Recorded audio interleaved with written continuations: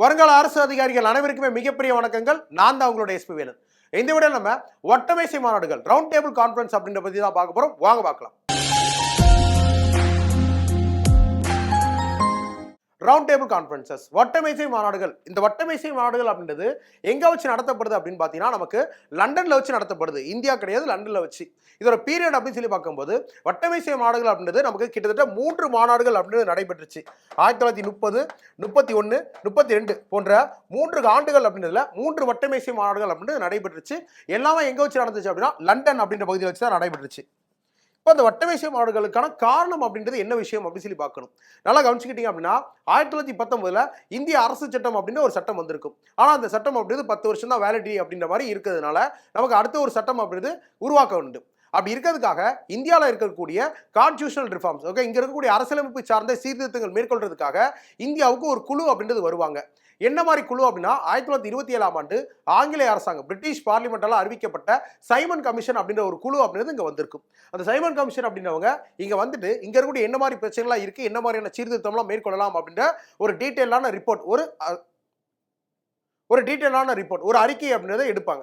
எடுத்துட்டு இந்த ரிப்போர்ட் அப்படின்றது பிரிட்டிஷ் பார்லிமெண்ட்ல 1930ஆம் ஆண்டு சப்மிட் பண்ணப்படும். ஸோ 1930 சைமன் ரிப்போர்ட் அப்படின்றது பிரிட்டிஷ் பார்லிமெண்ட் சப்மிட் பண்றாங்க. இப்போ அந்த ரிப்போர்ட்டின் அடிப்படையில் ஒரு சட்டம் அப்படின்றது இந்தியாவுக்காக ஒரு சட்டம் அப்படின்னு ஆங்கிலேயர்கள் உருவாக்கணும்.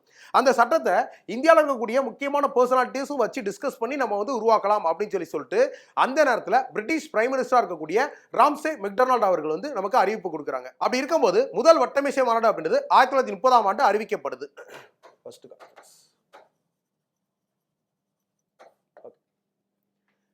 நெக்ஸ்ட் இப்போ முதல் மாநாடு ஃபர்ஸ்ட் ரவுண்ட் டேபிள் கான்ஃபரன்ஸ் அப்படின்றது 1930ஆம் ஆண்டு நவம்பர் மாதம் அறிவிக்கப்படுது.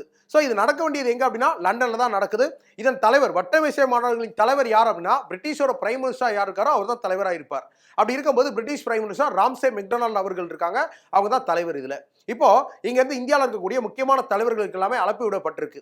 இந்த முதல் வட்டமேசை மாநாடு அப்படின்றதுல முக்கியமா கலந்துக்கிட்டவங்க யார் அப்படின்னா டாக்டர் B.R. அம்பேத்கர் அவர்கள், முகமது அலி ஜின்னா அவர்கள், தேஜ் பகதூர் சப்ரு போன்ற முக்கியமான தலைவர்கள் எல்லாமே கலந்துக்கிட்டு தங்களோட கோரிக்கை அப்படின்றது என்னவோ அதெல்லாமே விவாதிக்கிறாங்க. ஆனா இதுல யார் கலந்துக்கல அப்படின்னா INC சொல்லக்கூடிய இந்திய தேசிய காங்கிரஸ் அப்படின்ற கட்சியிலிருந்து யாருமே கலந்துக்கல. ஏன் கலந்துக்கல அப்படின்னு சொல்லி பார்க்கும்போது 1930ஆம் ஆண்டு நமக்கு மகாத்மா காந்தியார் அவர்களால் சிவில் டிசோபீடியன்ட் மூவ்மெண்ட், சட்ட மறுப்பு இயக்கம் அப்படின்ற ஒரு இயக்கம் நடைமுறையில் இருந்துச்சு. இந்த சட்ட மறுப்பு இயக்கம் அப்படின்னு நடைமுறையில் இருந்த காரணத்தினால காங்கிரஸ்ல கூடிய எந்த தலைவருமே இந்த மாநாட்டில் பங்கு பெறவே இல்லை. அப்படி இருக்கும்போது ராம்சே மெக்டொனால்ட் அவர்கள் எனக்கு இந்திய தேசிய காங்கிரஸ்ல இருந்து காந்தியார் அவர்களும் காங்கிரஸ் தலைவர்களும் கண்டிப்பா வேணும் அப்படின்ற மாதிரி காரணத்தினால எந்த ஒரு முடிவுகளுமே, அதாவது காங்கிரஸ்ல கூடிய எந்த தலைவருமே கலந்துக்காததுனால எந்த ஒரு முடிவும் அப்படின்றது எட்டப்படாம இந்த மாநாடு அப்படின்றது ராம்சே மெக்டொனால்ட் அவர்களால் நிறுத்தப்பட்டுச்சு.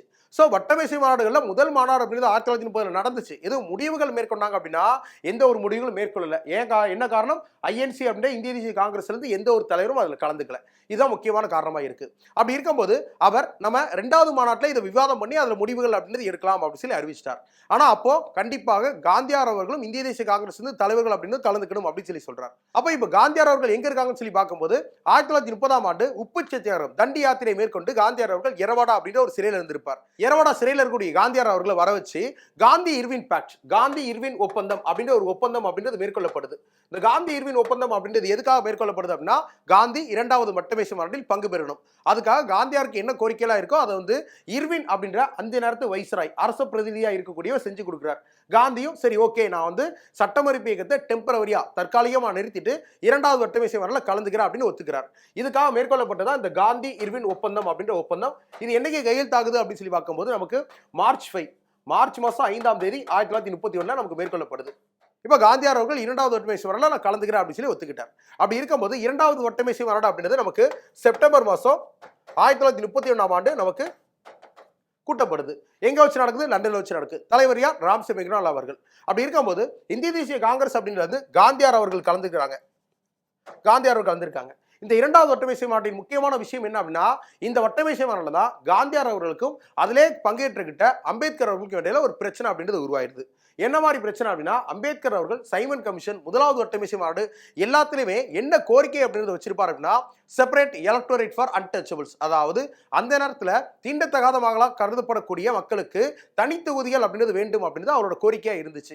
ஏன்னு சொல்லி பார்க்கும்போது, பல்லாயிரம் வருஷமா அந்த மக்களுக்கு கல்வி அப்படின்றது, சம உரிமை அப்படின்றது, இங்களுடைய அடிப்படை கடமைகள் அப்படின்றது, அடிப்படை உரிமைகள் அப்படின்றது எல்லாமே மறுக்கப்பட்டுருச்சு. அப்படி இருக்கும்போது அந்த மக்கள் எல்லாமே சமுதாயத்துல நாங்களும் சமமா வாழணும் அப்படின்னா எங்களுக்கு தனித்தொகுதிகள் கண்டிப்பா வேணும் அப்படின்றது அம்பேத்கர் அவர்களோட கோரிக்கையா இருந்துச்சு. அப்படி இருக்கும்போது அம்பேத்கர் அவர்களோட கோரிக்கை அப்படின்றத காந்தியார் அவர்கள் எதிர்க்கிறாங்க.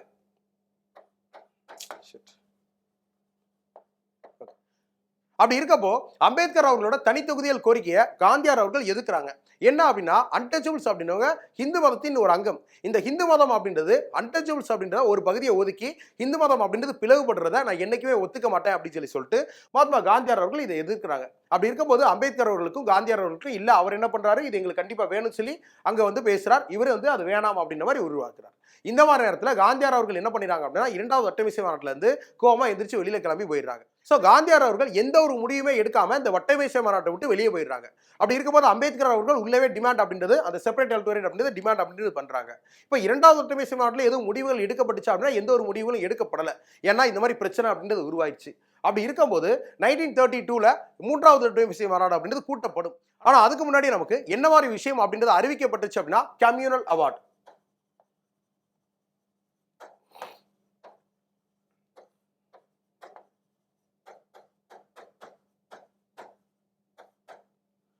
ஆனா அதுக்கு முன்னாடியே பாத்தீங்கன்னா நமக்கு கம்யூனல் அவார்ட் அப்படின்ற ஒரு விஷயம் அறிவிக்கப்பட்டுச்சு. கம்யூனல் அவார்ட் அப்படின்னா வகுப்புவாத ஒதுக்கீடு அப்படின்னு சொல்லி சொல்லுவாங்க.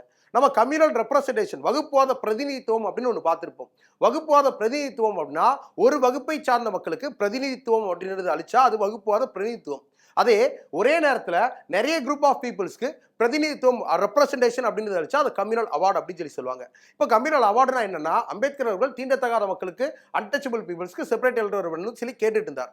அப்படி இருக்கும்போது இந்த கம்யூனல் அவார்டு அப்படின்றது யாரால் அறிவிக்கப்பட்டுச்சு அப்படின்னா, பிரிட்டிஷ் பிரைம் மினிஸ்டர் கூடிய ராம்சே மெக்டொனால்ட் அவர்களால் அறிவிக்கப்பட்டிருக்கும். யாருக்கு அறிவிக்கப்பட்டிருக்கும் அப்படின்னு சொல்லி பார்த்தீங்கன்னா, இங்க இருக்கக்கூடிய விமென்ஸ், பெண்கள், இங்க இருக்கக்கூடிய அன்டச்சபிள்ஸ் தீண்டத்தகாத மக்கள், இங்க இருக்கக்கூடிய புத்திஸ்ட் பௌத்தர்கள், இங்க இருக்கக்கூடிய ஜெயின்ஸ் சமணர்கள், இங்க இருக்கக்கூடிய கிறிஸ்டியன்ஸ் கிறிஸ்துவர்கள், இங்க இருக்கக்கூடிய ஆங்கிலோ இந்தியர்கள் போன்ற இவ்வளவு பீப்புள்ஸ்க்கு இவங்க எல்லாமே இங்க மைனாரிட்டி, சிறுபான்மை தான் இருந்திருப்பாங்க. அப்படி இருக்கும்போது இவங்க எல்லாத்துக்குமே உரிமைகள் அப்படின்றது கிடைக்கணும் அப்படின்னா தனித்தொகுதிகள் வேண்டும் அப்படின்னு சொல்லிட்டு ராம்சே மெக்டொனால்ட் அவர்கள் இவங்க எல்லாத்துக்குமே செப்பரேட் எலக்டோரேட், அதாவது தனி தொகுதிகள் அப்படின்றத அறிவிச்சிருவார். இந்த மொத்தமா கொடுத்தாங்கல்ல தனி தொகுதிகள், இதை தான் நம்ம கம்யூனல் அவார்டு அப்படின்னு சொல்லி இங்கிலீஷ்ல சொல்றோம். தமிழ்ல வகுப்புவாத ஒதுக்கீடு அப்படின்னு சொல்லி சொல்றோம். சோ அந்த வகுப்புவாத ஒதுக்கீடு அப்படின்றது ஆகஸ்ட் 12 1932 ராம்சே மெக்டொனால்ட் அவர்களால் அறிவிக்கப்பட்டதுனால ஃபாதர் ஆஃப் கம்யூனல் அவார்ட், அதாவது வகுப்புவாத ஒதுக்கீட்டின் தந்தை அப்படின்னு சொல்லிட்டு நம்ம ராம்சே மெக்டொனால்ட் அவர்கள் அறியப்படுறார். நெக்ஸ்ட் நமக்கு இப்போ கம்யூனல் அவார்டு அப்படின்றது அன்டச்சபிள் பீப்புள்ஸ்க்கு அறிவிக்கப்பட்டுருச்சு. இதை தான் காந்தியார் அவர்கள் இரண்டாவது வட்டமேசை மாநாட்டில் எதிர்ப்பு தெரிவித்தார். அப்படி இருக்கும்போது காந்தியார் அவர்கள் நான் சாகுமுறை உண்ணாவிரதம் அப்படின்றது எர்வாடா சிறையில் இருக்க போறேன்னு சொல்லிட்டு உண்ணாவிரதம் அப்படின்றது மேற்கொள்வார். பிற்காலத்தில் காந்திக்கும் அம்பேத்கருக்கும் இடையில நமக்கு ஒரு உடன்படிக்கை அப்படின்றது, பூனா உடன்படிக்கை அப்படின்றது மேற்கொள்ளப்பட்டு இது எல்லாமே நமக்கு சுமூகமாக முடிஞ்சிடும். ஸோ பிற்காலத்தில் வந்து பார்த்தீங்கன்னா நமக்கு தேர்ட் ரவுண்ட் டேபிள் கான்ஃபரன்ஸ், மூன்றாவது வட்டமேசை மாநாடு அப்படின்றது நடைபெறும். சார் நமக்கு மூன்றாவது வட்டமேசை மாநாடு அப்படின்றது வந்து பார்த்தீங்கன்னா அறிவிக்கப்பட்டிருக்கு. எப்போன்னு சொல்லி பார்த்தீங்கன்னா நவம்பர் மாதம் அறிவிக்கப்பட்டிருக்கு. நவம்பர் 14 அறிவிக்கப்பட்டிருக்கு. எப்போ வரைக்கும் இது நடந்துச்சு அப்படின்னா டிசம்பர் மாதம் வரைக்கும் நடந்துச்சு. எந்த வருஷம் அப்படின்னா நமக்கு 1932 1932 ஆண்டு மேற்கொள்ளப்பட்டுச்சு. மூன்றாவது வட்டமேசை மாநாடு அப்படின்றத பிரிட்டிஷ்ல இருக்கக்கூடிய லேபர் பார்ட்டி, தொழிலாளர் கட்சி அப்படின்றது புறக்கணிச்சிருச்சு. இந்தியாவில் இருக்கக்கூடிய இந்தியன் நேஷனல் காங்கிரஸ், இந்திய தேசிய காங்கிரஸ் அப்படின்றது புறக்கணிச்சிருச்சு. மொத்தமாகவே பார்த்தீங்கன்னா இதுல அரௌண்ட் ஒரு 46 டெலிகேட்ஸ், 46 உறுப்பினர்கள் அப்படின்றவங்க தான் இதுல வந்து பங்கேற்றிருப்பாங்க. இதுல இதுல விவாதிக்கப்பட்ட விஷயங்களை வச்சுதான் பிற்காலத்தில் நமக்கு 1933 1933 ஆண்டு ஒயிட் பேப்பர் ரிப்போர்ட் அப்படின்னு ஒரு ரிப்போர்ட், வெள்ளை அறிக்கை அப்படின்னு ஒன்று ரிப்போர்ட் வந்து சப்மிட் பண்ணப்படும். அந்த ரிப்போர்ட்டின் அடிப்படையில் தான் பிற்காலத்தில் நமக்கு 1935 1935 ஆண்டு இந்திய அரசு சட்டம், கவர்மெண்ட் ஆஃப் இந்தியா ஆக்ட், இந்திய அரசு சட்டம் அப்படின்ற ஒரு சட்டம் மேற்கொள்ளப்பட்டு இந்தியாவில் நிறைய விஷயங்கள் நடைமுறைப்படுத்தப்பட்டிருக்கும். இது எல்லாமே நமக்கு எக்ஸாம் பாயிண்ட் ஆஃப் வியூல வட்டமேசை மாநாடுகளை வச்சு ரொம்ப முக்கியமான கான்செப்ட். இதை மாதிரியே நம்ம கூடிய சீக்கிரம் இன்னொரு வீடியோ சந்திப்போம். ஸோ ரொம்ப முக்கியமாக வீடியோக்கு லைக் பண்ணி விட்டுருங்க, வீடியோலாம் ஷேர் பண்ணி விட்டுருங்க, சேனலை சப்ஸ்கிரைப் பண்ணிட்டு பாருங்க. தேங்க்யூ எல்லாருக்கும்.